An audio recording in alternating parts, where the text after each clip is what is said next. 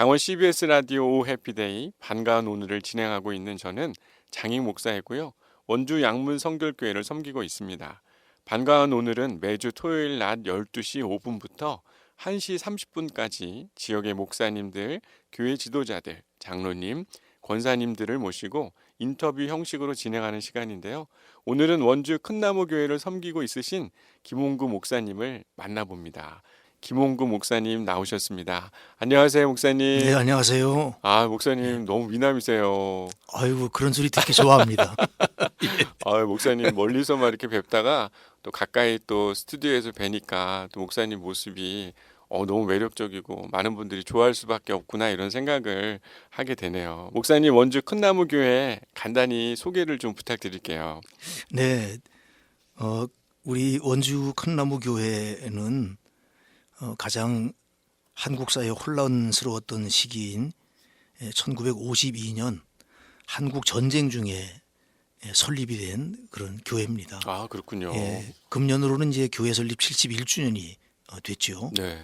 그래서 원주 지역사회와 함께 성장해온 교회고요. 원래 큰나무 교회라고 하는 이름은 아니었지만 작년부터 큰나무 교회라고 하는 이름으로 이제 불려지기 시작을 했고 학성동에 설립이 돼서 이제 학성교회라고 하는 이름으로 70년을 왔습니다. 그렇군요. 예. 그러면 이 큰나무 교회 이름이 상당히 좀 원주 지역에서는 좀 찾아보기 어려운 이름인 것 같은데요. 네. 어떤 의미가 있는지 좀 궁금해하실 것 같아요. 근데 우선 이제 큰나무 교회 이름이 이제 말씀드렸다시피 70년 역사를 지나고 교회 이름을 바꾼 것에는 사실 큰 결단이 있었죠. 그랬을 것 네. 같아요. 근데 가장 큰 이유는 학성동에서 시작된 교회였기 때문에 당시 트렌드에 따라서 지역 이름을 교회 이름으로 그렇게 자연스럽게 짓고 왔었는데 네네. 이제는 학성동에 있던 교회가 일산동으로 갔다가 지금은 단계동으로 왔기 때문에 그렇죠. 우선 지역과 좀 잘 맞지 않는다는 이제 의미가 하나 있고요. 그리고 또 한 가지는 70년의 역사를 지나오면서 학성동에서 시작된 교회가 씨를 뿌리는 단계였다면 일산동에서는 성장하는 단계였고 네, 이제는 그 성장한 열매들을 나누는 단계다. 네. 그래서 이와 같은 하나님의 은혜와 복을 우리가 이웃들과 함께 좀 나누는 교회가 되었으면 좋겠다. 네네. 뭐 이런 것에 대한 교인들의 열망이 가장 음. 크게 작용한 것이라고 이제 볼 수가 있습니다. 그렇군요. 네, 그럼 교인분들이랑 같이 이 이름을 정하게 되신 건가요? 그렇습니다.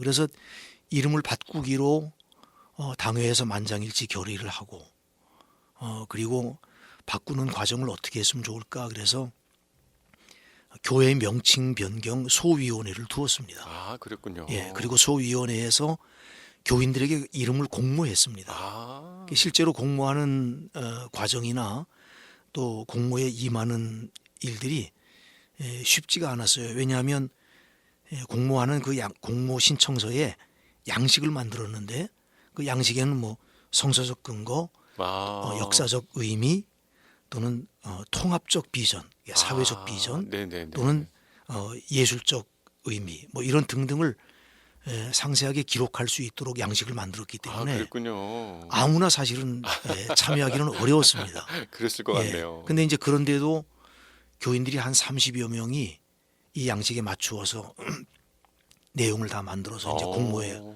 공모를 했고 그 가운데 2개를 소위원회에서 결정을 하고 그리고 2개를 놓고 전 교인들이 투표를 했습니다. 그랬군요. 그래서 결정된 이름이 큰나무 교회입니다. 큰 나무에 대한 의미들이 좀 있을 것 같거든요. 우선 큰나무 교회라고 이름을 짓고 나니까 외부에서 다른 분들이 좀 오해했던 부분 중에 하나가 마치 우리 교회가 더 큰 나무가 되기 위한 것에 초점이 있는 것처럼 그런 이해를 가진 분들이 있었어요. 네네. 근데 원래는 우리 교회가 이런 이름을 짓는 동기도 그러하고 또 짓고 나서 우리가 가진 생각도 마찬가지인데 큰 나무가 되겠다고 하는 것에 초점이 있는 게 아니라 큰 나무의 열매를 나누는 것에 또 큰 나무의 그늘 아래 많은 나그네 지친 이들 힘들어하는 이들이 쉼을 얻게 하고자 하는 것에 그 초점이 있다고 생각할 수 있습니다. 아, 그렇군요. 예, 이 큰 나무의 이름은 이제 창세기 49장 22절에 야곱이 죽음을 앞두고 그 12아들들에게 예언적 축복을 남길 때 네네. 특별히 이제 요셉을 통해서 이루실 하나님의 구속사적인 섭리를 이제 야곱의 축복 속에서 예언하고 있는데 네. 그 가운데 나오는 이제 구절이죠. 그렇죠. 예, 그래서 뭐 샘 곁에 심은 나무 그리고 그것이 무성한 가지가 되고 그리고 담을 넘게 되는 네. 예, 이것이 이제 우리 큰 나무 교회 이름을 갖게 된 하나의 모토가 되었고 그다음에 또 한 가지는 마태복음 13장과 그 외의 다른 복음서에도 나옵니다만 예수님께서 하나님 나라를 비유로 설명하신 이제 내용입니다. 원래는 천국을 비유하신 내용이기도 하지만 알고 보면 뭐 복음의 확장 또는 하나님 나라의 확장에 관계된 말씀이기 때문에 우리 교회가 이 사명을 감당해야 되겠다라고 하는 이제 그런 마음 속에 또 이 이름에 담겨져 있는 의미도 그러하고 네네. 예, 그래서 이제 큰 나무 교회라고 하는 이름을 갖게 됐습니다. 네. 아유, 예. 어쩌면 이렇게 되게 관심이 이목될 수 있는 교회였기 때문에 이름을 바꾼다는 게 쉬운 일은 아니었을 텐데요. 네. 그래도 이렇게 바꾸고 나서 이제 1년이 지나가고 네. 또 시간이 지나가면서 다양한 이런 에피소드들이 좀 있었을 것 같아요. 예, 뭐 이제 우선은 뭐 전화가 여러 통이 왔어요. 아, 그렇습니까? 네, 그래서 뭐 담임 목사가 바뀌었냐 이런 질문도 있고 아, 그랬군요. 또 초창기에는 이름이 바뀌고 나서 몇 달 동안은 택시 기사분들이 교회를 찾질 못해서 아, 그렇죠. 맞아, 예, 맞아. 왜냐하면 내비에도 아직 바뀌어지지 않았고 아, 이러니까 큰 나무 교회를 가자고 하면 큰 나무 교회가 어디냐고 예, 이렇게 물어본 분들도 있었고 네네. 또 큰 나무 교회라고 하는 이제 이름 때문에 이제 여러분들이 뭐 큰 나무 교회의 이름을 왜 큰 나무 교회라고 지었느냐 예, 이렇게 뭐 물어보는 분들도 있었고 네. 이게 다양한 궁금증들이 있었습니다. 아, 그랬겠네요. 네, 네. 보니까 이제 작년에 그런 70주년을 맞이하면서 방금 이름을 변경한 그런 의미들이 담겨 있는 그런 행사들이 좀 많이 있었다고 제가 들었던 것 같아요. 네. 어떤 그런 프로그램이 있었는지 어떤 일이 있었는지 알려주시면 참 좋을 것 같습니다. 70주년을 맞이하면서 우리가 가졌던 고민은 이제 그런 것이었습니다. 물론 지역사회와 함께 발전하고 성장해 온 교회이지만 지금까지 이 지역사회에서 하지 못했던 일들 그리고 우리가 정말 하고 싶었지만 뭐 여러 가지 이유로 인해서 적극적으로 행하지 못했던 좀 그런 일들을 한번 해보면 어떻겠냐. 네. 네, 그것이 70주년을 맞는 우리 교회에 중요한 의미가 되지 않겠는가 하는 이제 그런 고민을 했습니다. 아, 근데 그 중에 하나가 그 선교사가 없는 지역에 선교사를 파송하는 것이었습니다. 아, 그렇군요. 예, 물론 이제 우리 교회에서 선교사를 파송한 것도 있고 여러 나라나 여러 지역에 후원도 하지만 70주년을 맞이해서 아프리카 부룬디라고 하는 곳에 감리교회 선교사가 한 명도 가지 않은 예, 그곳에 1호 선교사를 이제 우리 교회에서 이제 파송을 했는데 아, 그렇군요. 네, 우리 교회에서 오랫동안 같이 사역을 하고 또 목사 안수를 받았던 한 분을 이제 그곳에 파송을 하게 됐습니다. 아, 그렇군요. 네, 부룬디는 뭐 아프리카에서 최빈국입니다. 아, 그래서 가장 어려운 지역이고 그런데 그곳에 가겠다고 하는 선교사가 있고 또 보내겠다고 하는 교회가 있으니 네. 뭐 어려울 것이 없었죠. 그래서 모두가 기쁜 마음으로 이제 파송을 했고요. 네. 또 한 가지는 실제적인 이웃을 위해서 좀 나누는 일을 하자고 해서 여기 그 원주 세브란스 기독병원에 네네. 취약계층 수술비를 위해서 3천만 원 어. 기부를 하고 또 사랑의 장기기증운동본부에 이제 장기 이식 수술비 지원을 위해서 2천만 원, 또 동부연회 내에 미자립교회 지원을 위해서 3천만 원, 그리고 동부연회 내에 어려움이 있어서 교회 건축을 중단하고 있는 교회를 위해서 또 1,000만 원, 네네. 뭐 이렇게 그리고 그 외에 뭐 다른 여러 가지로 해서 구체적으로 이웃을 돕고 좀 우리가 받은 은혜를 흘려내보내는 일을 하자. 그래서 네. 예, 이와 같은 일들을 함께 했습니다. 아, 그러셨군요. 보니까 이제 그 선교 또 사역뿐만 아니라 또 지역에 있는 교회들을 섬기는 일들, 또 이웃사랑에 대한 그런 일들도 교회 안에서 많이 하고 있으시고 또 시에서도 감사패를 받으신 걸로 제가 알고 있거든요. 네. 또 어떤 일들이 있었는지 궁금해요. 아유 뭐 좀 쑥스러운 일이긴 합니다만 어쩌면 뭐 원주 안에서도 처음 있는 일이고 네. 그래서 사실 뭐 좀 자랑스럽긴 합니다. 아, 그럼요. 네. 엄청 중요한 일인 것 같아요. 네. 예. 그동안 우리 교회가 꾸준하게 해왔던 그 이웃사랑과 이제 섬김의 일들이 많이 있는데 네. 그 가운데 원주시를 통해서 했던 일들이 이제 꽤 있었습니다. 아, 그랬군요. 예, 아주 여러 해 전부터 해마다 정기적으로 해왔고 이제 그 가운데서 아마 대표적인 것이 고난주간 금식 헌금을 성도들이 모으면 아, 이것을 이제 원주시에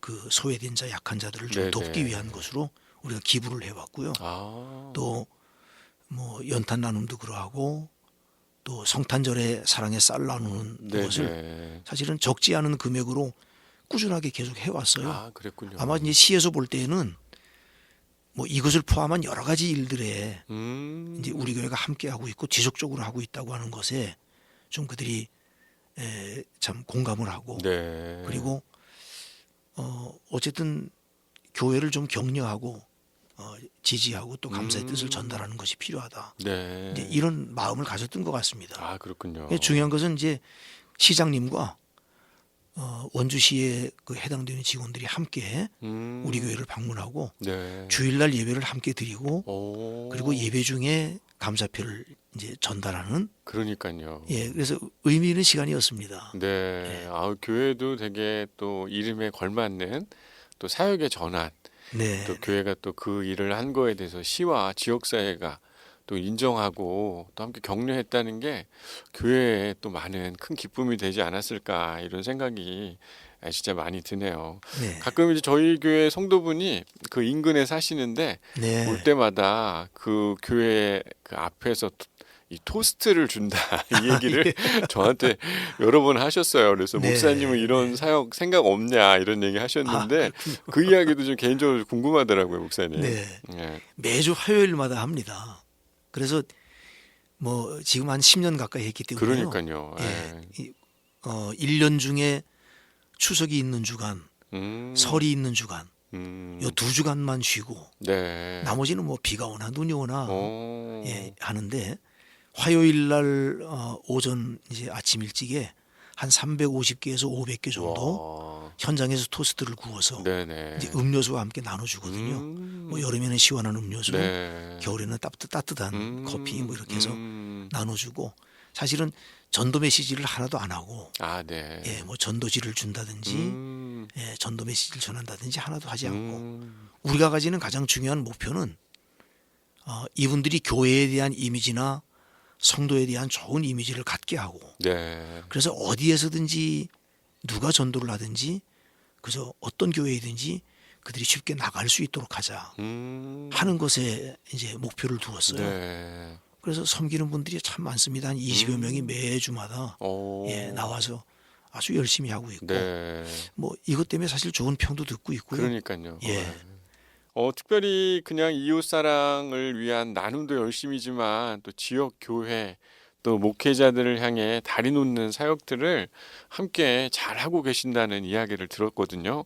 목사님 그 이야기도 좀 함께 나눠주시면 좋을 것 같아요. 네, 우리 교회가 하고 있는 가장 중요한 일 중에 하나가 이제 작은 교회 살리기 운동입니다. 네. 그래서 셋강이 살아야 큰 강이 산다 하는 그런 이제 기조를 가지고 있고요. 네네. 그래서 1년에 꼭 해야 되는 두 가지가 있는데 하나는 미션 브릿지라고 하는 프로젝트고 네네. 하나는 이제 빌드 브릿지라고 하는 이제 프로젝트입니다. 네. 미션 브릿지는 우리 큰나무 교회에서 후원하고 있는 비전 교회 그리고 이 원주 지역에 있는 그 비전 교회. 네. 이 비전 교회는 이제 미자립 교회를 뜻하는 말인데요. 그 비전 교회에 찾아가서 함께 예배를 드리고 기도 제목을 나누고 또 희망과 격려를 나누고 네. 어려운 상황을 찾아서 도우려고 하는데 이제 그 목적이 있습니다. 아, 그렇군요. 그래서 먼저 그 작은 교회들로부터 작은 교회들에게 공문을 다 보내서 그 교회들로부터 이제 오케이 사인을 받으면 네. 그러면 우리 교회에서 주일 오전 예배를 드리고 그리고 주일 오후에는 각각이 신청한 교회들이 있습니다. 우리가 이제 찾아갈 교회들을 쭉 열거해 놓거든요. 네. 그러면 어느 교회가 누가 그 교회를 찾아갈 것인지를 신청합니다. 그럼 대략 한 교회에 한 30명 내외 정도, 네네. 네, 그 정도 되는 분들이 이제 이 교회를 주일 오후나 주일 저녁에 찾아가서 함께 예배를 드리죠. 아, 그렇군요. 예. 오랜 기간 동안에 교인이 없고 이렇게 텅 빈 교회를 목회하는 분들의 어려움이 사실은 이제 여러 가지가 많이 있겠습니다만 시간이 오래되다 보면 매너리즘에 빠지거나 아니면 지치거나 네네. 또 스스로가 좀 게을러지거나 그리고 어떤 비전이나 꿈을 다 잃어버리는 맞아요. 예, 이런 상황이 되기 때문에 한번 교인들이 꽉 찬 곳에서 예배드리는 그 기쁨을 네. 주고 그러면서 눈에 보이는 어떤 비전을 좀 새롭게 가질 수 있도록 도와드리는 것이죠. 네네네. 그래서 그때 이제 교회에서는 지원하는 이제 예산으로 지원하는 이제 후원금도 가져가고 또 참여하시는 분들이 헌금을 모아서 전달하기도 하고 네. 가서 함께 목사님들과 함께 대화를 나눌 때 뭐 나눌 수 있는 다과를 또 다 준비해서 이제 가져가고 이러고 또 기도 제목을 받아서 함께 열심히 그 자리에서 같이 기도해드리고 네네.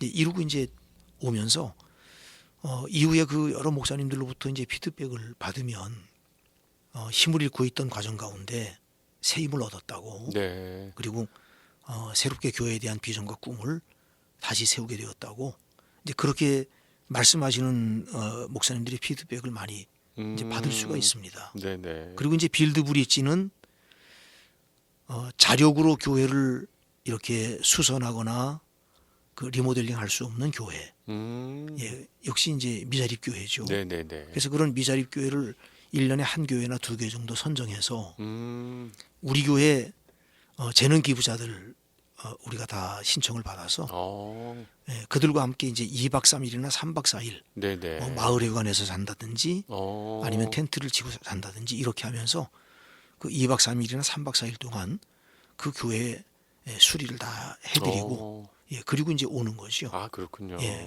그래서 그 교회에 가장 필요한 게 뭔지 이제 우리가 신청을 받고요.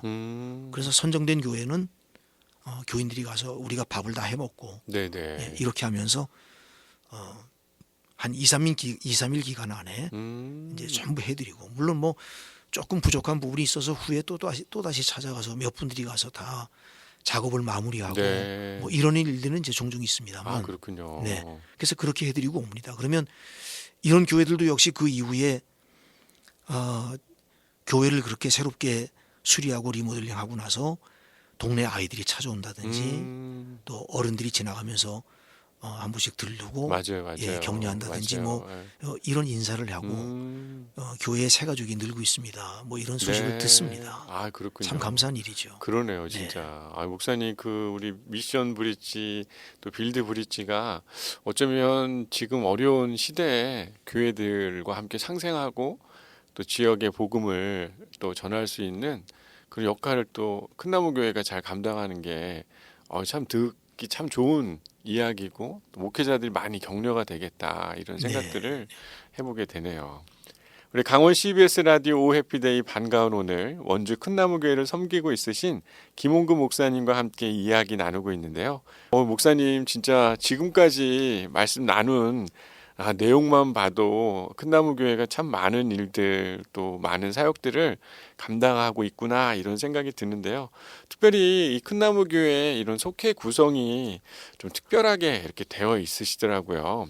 또 사역을 하기 위해서 또 그런 구성원들의 힘이 되게 중요한 것 같은데 어떻게 구성되고 어떻게 사역을 하고 계시는지 좀 말씀 나눠주시겠어요? 네, 우리 교회 속회는 우리가 이제 선교 속회라고 부릅니다. 아, 그렇군요. 예, 또 다른 말로는 뭐 나눔 속회 네. 이렇게 부르기도 하고요.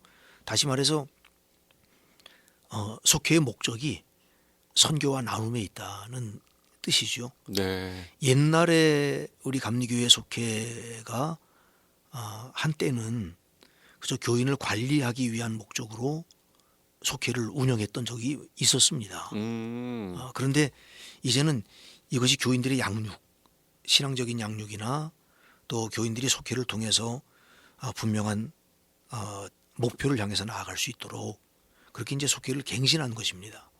그래서 우리 교회 속회는 지리적인 구분에 따라서 소그룹이 편성된 게 아니고 자신이 돕고 싶고 섬기고 싶은 선교 지역을 선택해서 속회에 들어갑니다. 그래서 속회의 이름도 속회가 후원하는 선교지의 이름을 따서 속회 이름을 만들었습니다. 네네네. 여기에는 뭐 국외 속이 있고 국내 속이 있습니다. 국외 속에는 뭐 부룬디, 중국, 태국, 필리핀, 튀르키예, 베트남 등 이제 이런 외국의 이름으로 되어 있고요. 네네네. 또 이제 국내 속은 비전교회, 농촌교회, 사회복지, 또 문화선교, 뭐 이런 병원 이런 이름으로 되어 있습니다. 예를 들어서 뭐 부룬디 1속, 2속, 3속 이렇게 나아가면 그 속에서 나오는 드려지는 모든 헌금은 100%다 부룬디 지역으로 갑니다. 그렇군요. 뭐 예를 들어서 뭐 사회복지 1속, 2속 이렇게 그 속에서 나온 헌금도 역시 사회복지로 다 나가죠. 그래서 국내속 만약에 사회복지 하면 사회복지는 뭐 장애인 단체 또는 노인복지 네네네. 그리고 우리 교회가 속해 있는 그 단계동 지역의 차상위 계층 가정들 그 생활비를 후원하고 이제 이런 일들을 하고요. 농촌교회는 농촌에 있는 미자립교회, 네네네. 비전교회는 도시에 있는 미자립교회를 돕는 뭐 이렇게 이제 운영이 되다 보니까 속회에 참여하는 분들이 헌금에 대한 목적이 분명하고 또 참여하면 예배를 드리거나 성경 공부하는 것이 중심이 아니라 우리가 하나님의 말씀을 통해서 우리의 삶을 나누는 것이 중심이기 때문에 이분들이 속회를 통해서 굉장히 끈끈한 교제를 함께 하게 되고 그리고 속회를 통해서 선교하고 나누는 일을 하다 보니까 굉장히 보람이 있고 기쁨이 있지요. 네. 1년에 한 2주 정도 속회를 쉽니다. 그렇습니까? 예, 여름 이제 휴가가 네네네. 아주 집중되어 있는 그 기간에 쉬는데 근데 이런 쉬는 기간에도 우리의 헌금이 이런 선교지로 다 간다고 하는 그 책임감 때문에 속회원들이 속회 헌금을 다 모았다가 다시 모이는 그때에 하게 되죠. 그렇군요. 예, 그래서 굉장히 아주 좀 역동적이고 힘이 있고 또 속회 형편에 따라서는 후원하는 그 선교지를 이제 아웃리치 떠나는 네네네. 예, 그런 경우도 있고 그렇군요. 예. 목사님 그러면 담임 목사님으로 부임하기 전에 부목사님으로 또 오랜 기간 동안 있으셨던 걸로 제가 들었던 것 같아요. 네. 그때 경험들이 지금 큰나무교회 또 사역하는데 또 많은 도움이 됐을 것 같은데 목사님 그 부목사님에 있었던 또 지금 큰나무교회 사역을 하는데 관련된 이야기들 있으면 좀 나눠주실래요, 목사님? 네.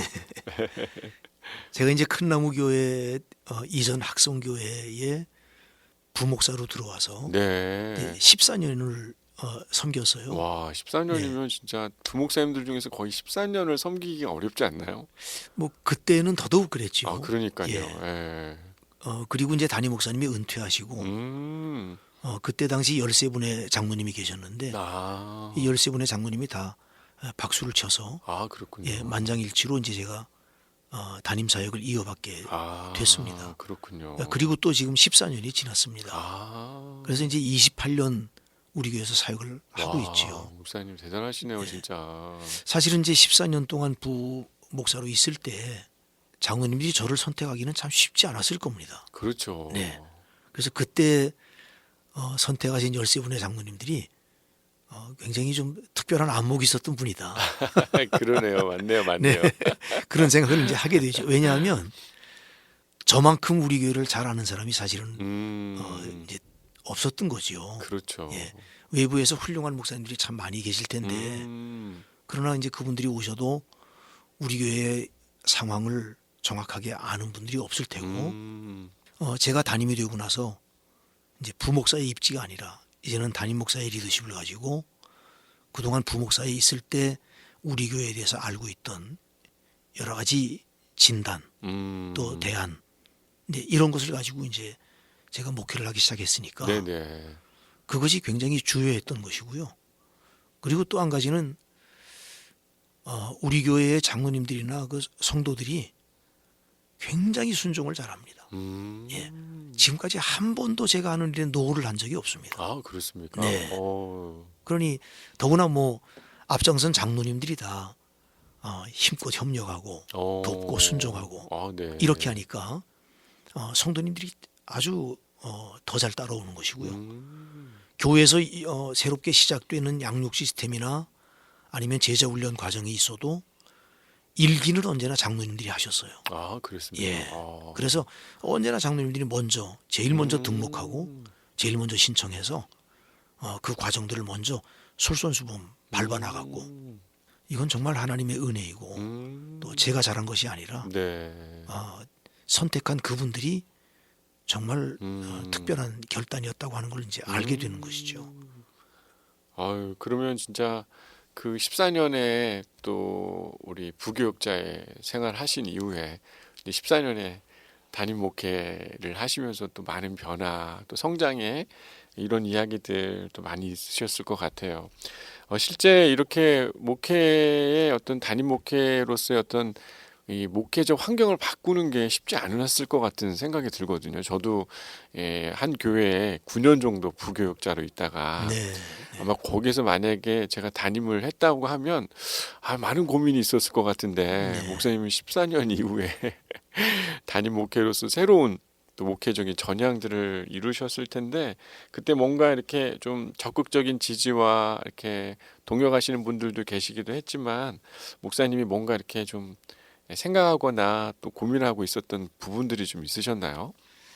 네, 뭐 가장 큰 고민은 우리 교회에 대해서 14년 동안 제가 부목사로 있을 때에는 철저하게 담임 목사님을 도와드리는 사역이었어요. 네. 그것은 제 스타일이나 아니면 제가 가지고 있는 비전이나 아니면 저에게 있는 은사나 이런 걸 뭐 발휘하는 것에 중점이 있질 않았고 그렇죠, 그렇죠. 어떻게 하면 담임 목사님을 잘 도와드릴 수 있을까? 혹시라도 뭐 담임 목사님이 좀 불편하게 느끼실 것 같으면 저는 절제했고 네네. 또는 제게 있는 것을 드러내지 않으려고 그렇게 노력을 했던 것 같습니다. 네. 이제 그런데 제가 담임 목사가 되고 나서는 완전히 지금 목사님 말씀하신 대로 입장이 달라졌으니까 네네네. 스타일도 바뀌고 사실 그때부터는 본연의 저의 모습이 사실 나온 거지요. 그래서 이제 그 이후에 많은 분들이 저에게 했던 얘기 중에 하나가 14년 동안 어떻게 그 발톱을 숨기고 있었습니까? 이런 이야기였습니다. 그랬군요, 목사님. 네. 그래서 14년이 지나고 담임되고 나서는 제일 먼저 했던 것이 우리 교회의 영적 체질을 바꾸는 것이 급선무다. 이런 마음을 가졌습니다. 아, 그랬군요. 네, 그것이 우리 교회에 가장 필요한 것이었다. 이것은 뭐 토양을 바꾸는 작업과 같은 것이기 때문에 네네. 또 쉽지 않아서 이걸 이제 여러 장로님들과 함께 같이 수련회를 가면서 그때 이제 3박 4일 수련회에서 많은 이야기를 나눴거든요. 아, 그랬군요. 그때 저의 비전도 나누고 또 우리 교회를 아주 적나라하고 구체적으로 다 분석하고 드러내고 하는 일들을 했습니다. 아, 그렇군요. 예, 그때 이제 진단을 한 것인데 그때 우리 교회를 진단하면서 우리 교회 가장 급한 것은 체질을 바꾸는 것이다. 영적 체질을 바꾸는 것이다. 그래서 그 영적 체질을 바꾸는 기간을 3년 두었습니다. 그래서 3년을 계획하고 체질을 바꾸는 일을 했는데 말씀드린 대로 너무 잘 따라오셔서 전부 새로운 일이고 이전에 한 번도 해보지 않았던 일이고 어떻게 생각하면 굉장히 좀 충격적이고 네. 도전적인 그런 일들이 많았는데 거기에 한마디 불평도 안 하고 전부들 따라오시니까 네네. 3년 계획했던 체질 변화의 단계가 2년도 못 가서 아주 가시적으로 변화된 게 보이기 시작했습니다. 아, 그렇군요. 네. 그래서 실제로 그 기간이 오늘 우리 교회를 완전히 바꾸는데 가장 중요한 기간이었다. 또 그것이 가장 이제 제가 아주 중요하고 또 무게를 두었던 사역이었기 때문에 그건 너무도 아주 귀한 일이었었죠. 네. 아, 그런 구성원들 또 교회를 가장 중심에 또 섬기는 분들과 함께 그런 사역을 준비함으로 인해서 또 영적인 이런 교회 분위기가 바뀌었다는 게 상당히 의미가 많이 있었겠네요. 네. 그럼 목사님 지금 우리 담임 전에 사역했던 시간 또 담임 하시고 14년의 시간이 지나고 거의 오랜 기간 동안 원주에서 이제 사역을 하시고 지내셨는데 그럼 고향이 원주신가요, 목사님? 아닙니다. 원주 아닙니다. 아, 원주 아니세요? 네. 아, 그러면 고향이 어디시죠, 목사님? 뭐 태어난 곳을 얘기 안 하면 이제 충주인데요. 아, 그러셨군요. 네. 그런데 거기서는 4살 때 나왔고요. 아, 네네. 예, 그래서 기억이 하나도 없습니다. 아, 그렇군요. 네. 아버님이 목회를 하셨기 때문에 아, 목사님이셨군요. 네네. 아. 뭐 여러 교회를 다니셨어요. 그래서 아. 예, 사실은 뭐 초등학교 때, 중학교 때, 고등학교 때가 다 다릅니다. 살던 아, 곳이. 그렇군요. 네. 목사님들에게 가끔 고향이 어디냐 물어보면 거의 비슷하게 말씀하시는 경우들이 많으시더라고요. 그러면은 네. 아버님이 목사님이셨으면은 집안 대대로 이렇게 기독교와 관련 있는 그런 집안이셨나요? 네, 저희 자녀까지 하면 이제 4대째. 아, 4대째요. 예, 4대째 기독교 집안이고 그것도 이제 감리교 집안이고 아, 감리교시군요. 네. 그리고 4대째 목회자 오. 집안이고 그렇습니다. 아, 그렇군요. 네. 아유, 그러면 이렇게 4대째라고 하면은 뭐 위에 또 계시는 선친부터 시작해서 네, 네. 또 할아버님도 그렇습니다. 그 목회를 하시고 네. 하셨나요? 할아버지는 이제 김자, 성자, 칠자. 네네. 당시의 직분으로는 이제 권사님이셨는데 아, 그 감리교의 본초 사역자라고 하는 그 직임이 있었어요. 아, 그렇습니까?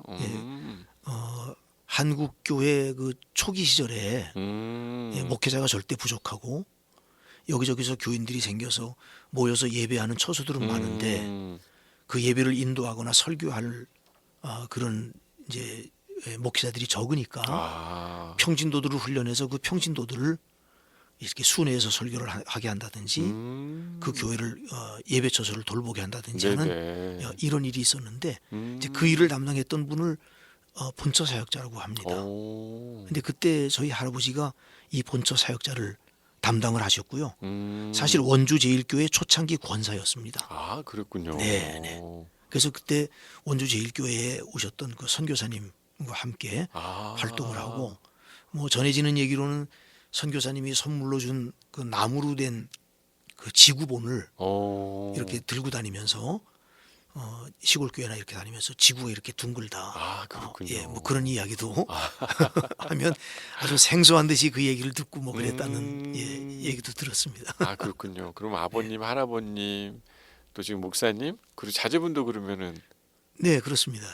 감리교회 목사님이신가요? 네네, 아버님도 음. 감리교에서 44년 목회하시고 아, 이제 지금은 세상에 안 계시지만 아, 그러시군요. 예, 그러시고 또 저희 작은 아버님이 이제 감리교 신학대학 그 46학번인데 아, 예.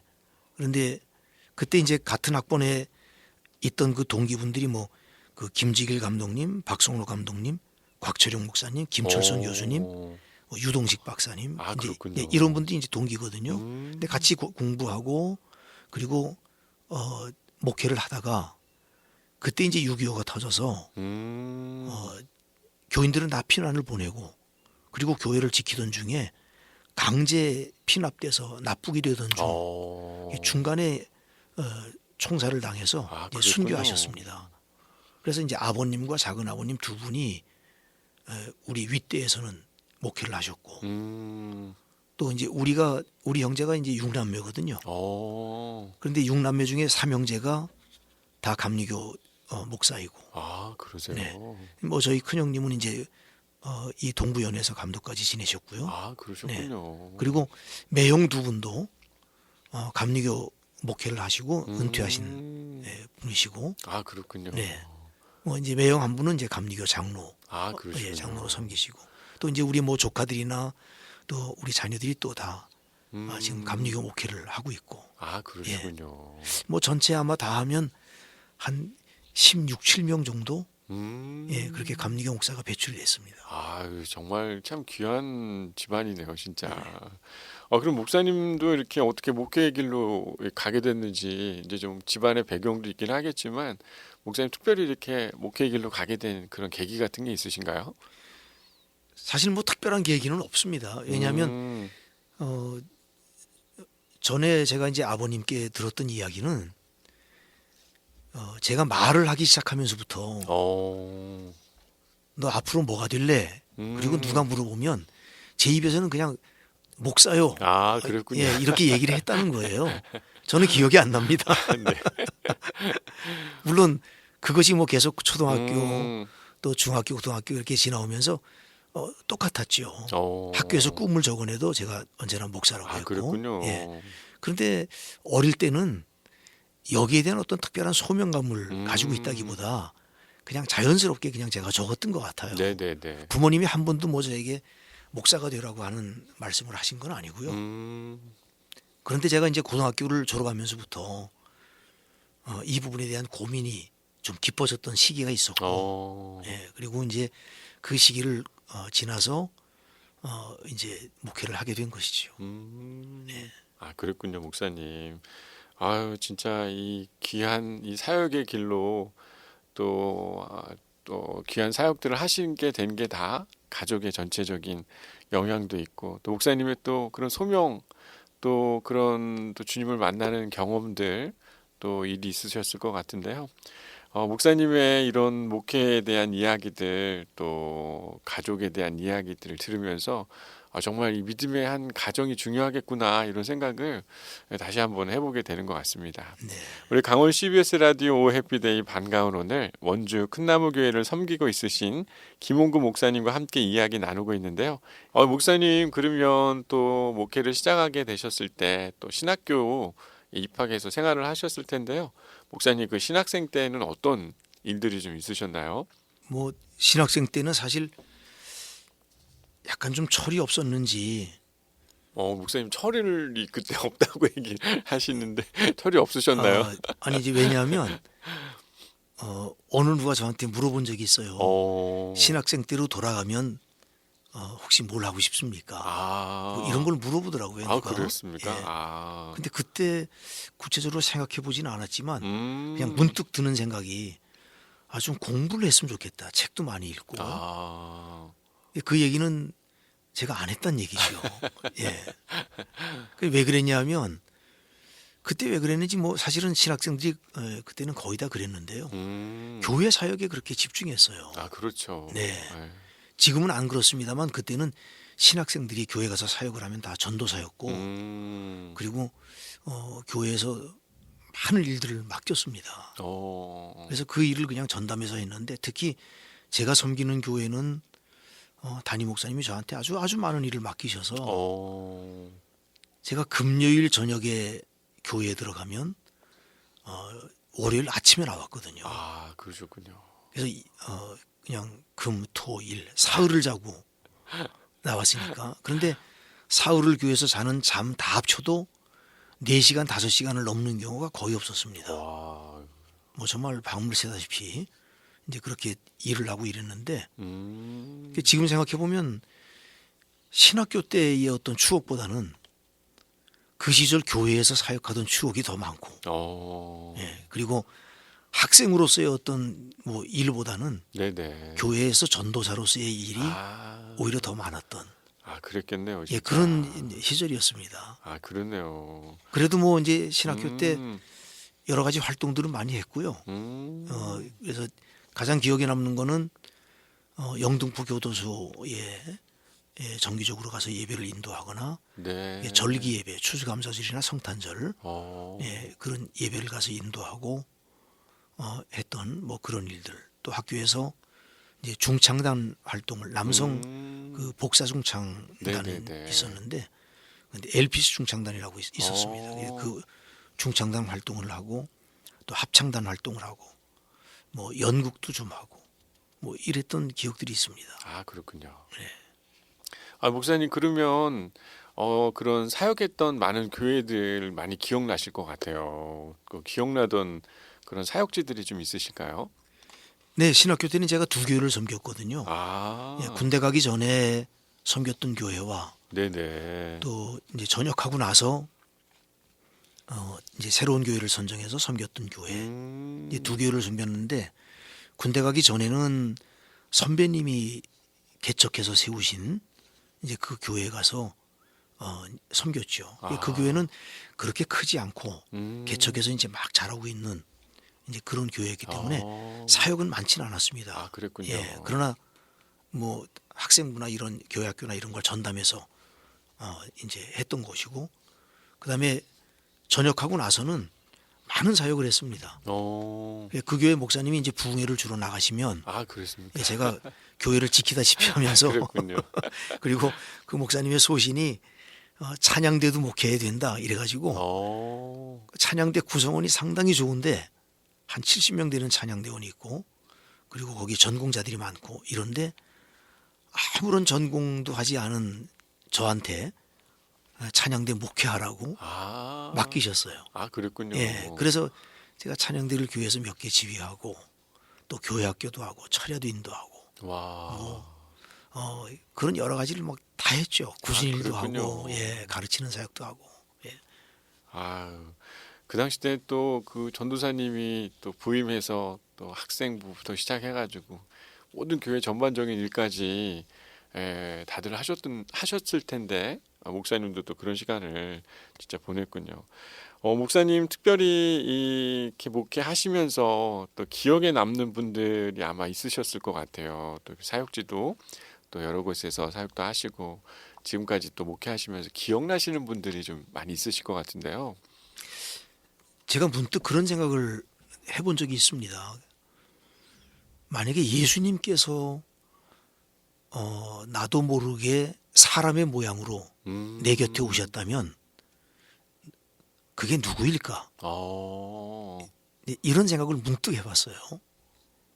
그런데 그때 한 분이 제 기억에 아주 선명하게 예, 떠올랐어요.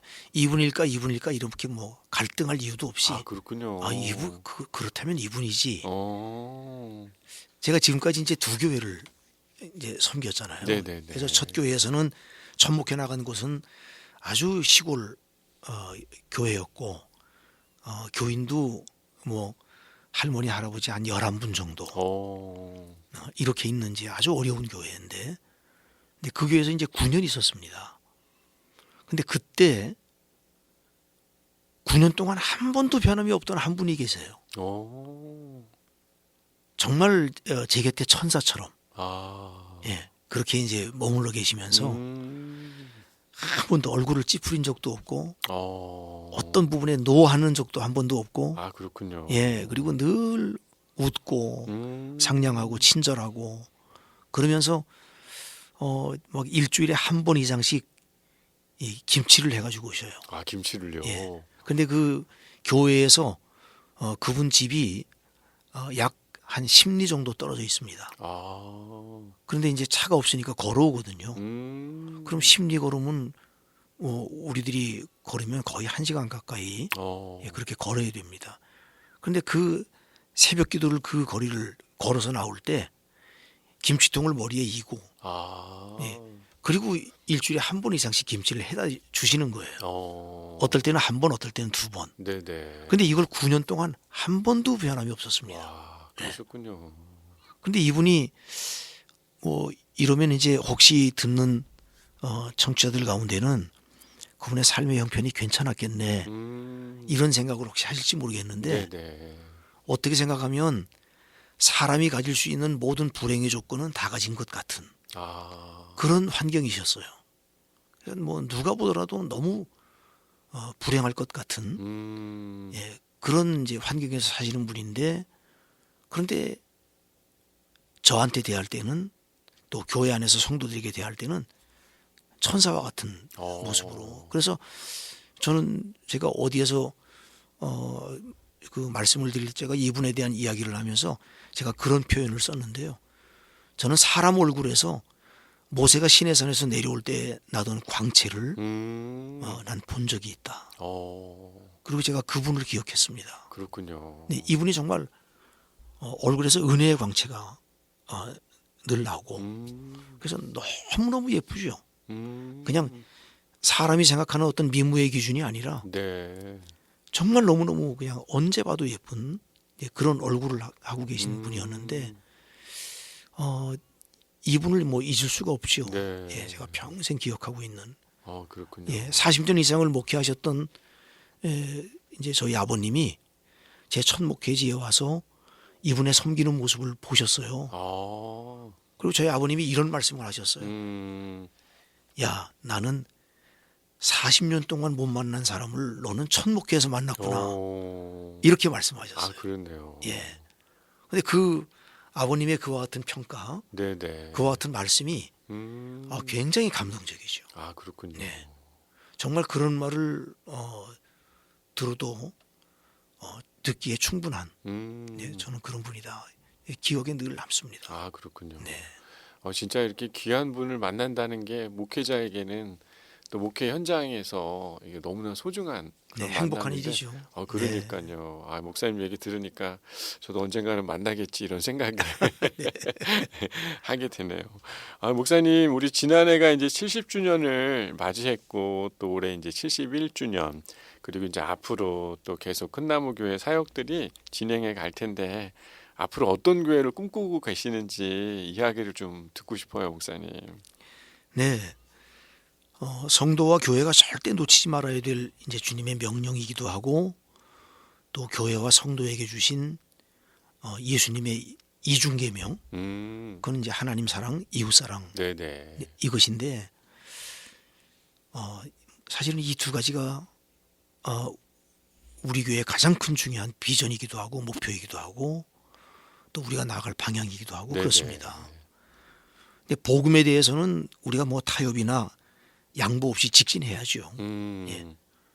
그러나 이웃 사랑에 대해서는 그 진정성이 이웃들로부터 인정을 받을 때까지 오늘날 교회와 성도들이 노력하지 않으면 안 됩니다. 근데 많은 교회와 성도들이 이웃 사랑을 하기는 하는데 이웃들로부터 진정성을 인정받지 못하거나 아니면 지속적이지 않거나 겸손하지 못하거나 또는 정말 힘을 다해서 최선을 다하는 그런 사역이 아니거나 네네. 근데 이렇게 되면 결국 하기는 해도 이웃의 감동을 불러일으키지 못하는 그런 사역이 되고 말거든요. 그래서 저는 그냥 흔한 말로 떡과 복음 이 두 가지가 여전히 우리 교회가 아주 구체적이고도 최선을 다해야 될 비전이고 사역이다. 그런 생각을 가지고 있고요. 물론 복음에 대해서는 막 열방과 민족을 향한 그런 선교의 지평을 우리가 계속 넓혀 나가려고 지금도 노력을 하고 있고 그러나 이웃을 위한 섬김에 대해서는 여러 가지 시대나 흐름이나 지역적 상황이나 이런 걸 이제 고려해서 가장 적합한 것 그리고 말씀드린 것처럼 우리의 진정성을 인정받을 때까지 네네. 그리고 그들에게 감동을 불러일으켜서 그들의 마음이 깨어지고 녹아지고 그래서 주님을 향해서 열려질 때까지 그렇게 최선을 다하자. 이제 그런 마음 가지고 이것을 향한 사역을 조금 더 구체화하고 또 조금 더 넓혀가려고 하는 그런 계획을 가지고 있습니다. 진짜 이 큰나무 교회 이름다운 또 지역의 역할들을 또 목사님 꿈꾸시고 또 교회가 그렇게 이루어가게 되리라고 저는 믿습니다. 우리 강원 CBS 라디오 오해피데이 원주 큰나무 교회를 섬기고 있으신 김홍구 목사님과 함께 이야기 나눠봤는데요. 인사 나누겠습니다. 목사님 너무 귀한 이야기 감사합니다. 너무 감사합니다. 네, 목사님 고맙습니다. 고맙습니다.